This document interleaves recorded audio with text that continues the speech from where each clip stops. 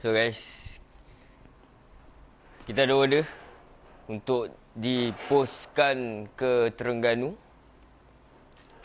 Set combo radiator dan juga set untuk enjin 4G15, tapi owner request untuk radiatornya radiator panjang. Okey. Aku rasa ni yang alang-alangnya, mungkin alang-alang dia beli jauh kan, nak postkan ke Terengganu kan. So alang-alang beli jauh, so beli dua barang sekali. Ataupun alang-alang dia beli set combo radiator ni, lepas tu jauh ada beli set combo cam. Ataupun alang-alang dia beli set combo cam ni kan. Lepas tu bila nanti dia fikir, okay, enjin dah mantap ni kan, bunyi dah gong gong gong geng gong gong gong gong. Dia ambil set combo radiator pula sekali jalan. Alang-alang tu bang. Okey. So untuk set combo untuk cam ni, iCam owner ambil 288 daripada BC. Lift kau boleh nampak lah kat sini 10.9, 10.2. Tak adalah tinggi sangat dia punya lift dia untuk 288 BC. Kalau nak tinggi 288 yang sedap kan, yang power zone. Itu mantap. Lepas tu, bar spring dia lah. Dia punya set dia bar spring. Lepas tu dengan cam pulley.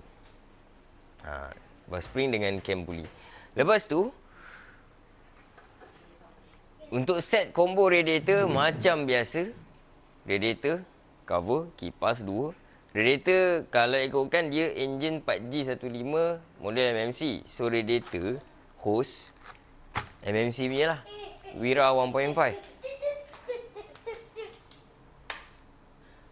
Wira 1.5. Tapi kalau aircon dia pendek. Tapi owner dia nak panjang, dia nak upgrade panjang. So kita ambil yang panjang lah.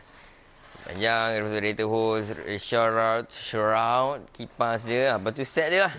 Meter, adapter.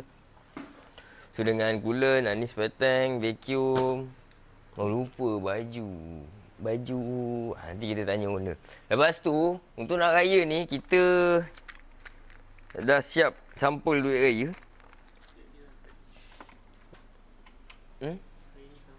Kita siap sampul duit raya. Sekejap lagi ada datang lagi 3 design. So kita dah siapkan 5 design untuk sampul duit raya ni. Ni yang pertama, ni yang kedua. Lepas tu ada lagi 3. Yang ketiga, 4, 5 nanti kita review. So nanti dalam satu sampul kita bagi 5-5 tu. Kita bagi 5-5 tu untuk korang lah. So nanti untuk anak pertama design ni, anak kedua design ni, anak ketiga design ni. Ikut korang lah nak yang macam mana. So dah siap ni semua. Lepas tu ni lah kita bagi free. Lepas tu kereta, sabun, polish. Lepas tu wax tayar. Lepas tu ni yang apa, car wipe pun. Ambil lah kau. Lepas tu kita nak post pergi ke Terengganu.